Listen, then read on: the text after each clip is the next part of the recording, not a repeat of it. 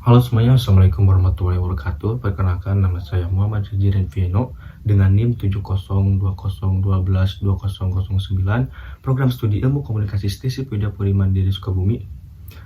Kali ini saya akan memaparkan materi dengan tema media sosial yang memabukkan. Dosen pengampunya yaitu Bapak Firman Taufikur Rahman, SOS MSI.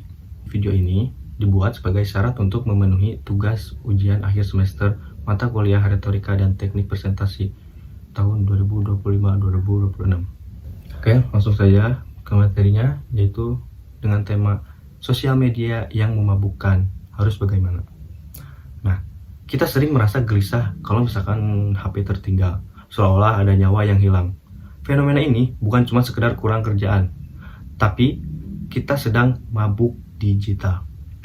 Kita kecanduan rasa senang instan yang bikin kesadaran kita tumpul.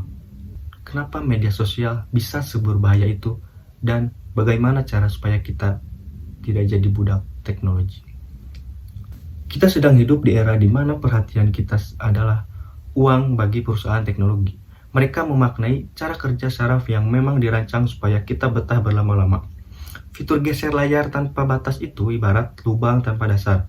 Setiap tanda suka, komentar, atau bunyi pemberitahuan itu ibarat dosis kecil rasa senang yang bikin otak kita ketagihan. Jadi jangan heran kalau misalkan kita susah lepas, karena memang sejak awal kita sedang dikendalikan oleh sistem agar kita tidak bisa berhenti. Buktinya apa kalau kita sudah di tahap memabukkan? Nah, jadi yang pertama, daya fokus kita semakin hancur. Baca buku sebentar aja rasanya sulit sekali kalau tidak melirik HP. Kedua, kita kena penyakit takut ketinggalan informasi. Kita cemas kalau tidak tahu tren terbaru. Seolah hidup kita akan berakhir kalau kita tidak terus memantau layar. Dan yang paling parah, kita sering membandingkan hidup kita yang sedang berantakan dengan potongan-potongan hidup orang lain yang kelihatannya sempurna. Ini bukti kalau minuman digital ini sudah merusak mental dan fokus kita sebagai seorang individu. Mungkin ada yang membela diri, tapi kan kita anak komunikasi, butuh media sosial untuk cari informasi. Betul, saya setuju. Tapi pertanyaannya, kita yang memakai media sosial atau kita yang dimanfaatkan oleh mereka? Bandingkan antara orang yang memakai media sosial dengan sadar. Dia masuk nih, dapat apa yang dicari, lalu keluar kembali ke dunia nyata. Dengan orang-orang yang memakai media sosial cuma buat pelarian dari rasa bosan. Yang satu jadi pengendali hidupnya, yang satu lagi cuma jadi pengikut arus. Media sosial itu cuma alat, bukan tujuan utama hidup kita. Dampak positif penggunaan media sosial. Pertama, demokratisasi informasi. Dulu, informasi hanya dikuasai oleh media besar seperti TV dan koran. Sekarang, setiap orang bisa menjadi sumber informasi. Media sosial mempercepat penyebaran berita penting, edukasi, dan pengetahuan yang dulunya sulit diakses secara gratis. Yang kedua, ada wadah personal branding dan ekonomi kreatif. Media sosial adalah portofolio berjalan. Banyak orang mendapatkan pekerjaan, membangun bisnis, atau mengembangkan karir kreatif hanya bermodalkan konsistensi di media sosial. Ini adalah alat pemberdayaan ekonomi yang sangat kuat. Yang ketiga, ada ruang aspirasi dan gerakan sosial. Banyak perubahan positif di masyarakat dimulai dari tagar atau hashtag yang viral. Media sosial menjadi alat kontrol sosial di mana masyarakat bisa menyuarakan ketidakadilan secara kolektif untuk didengar oleh pemangku kebijakan.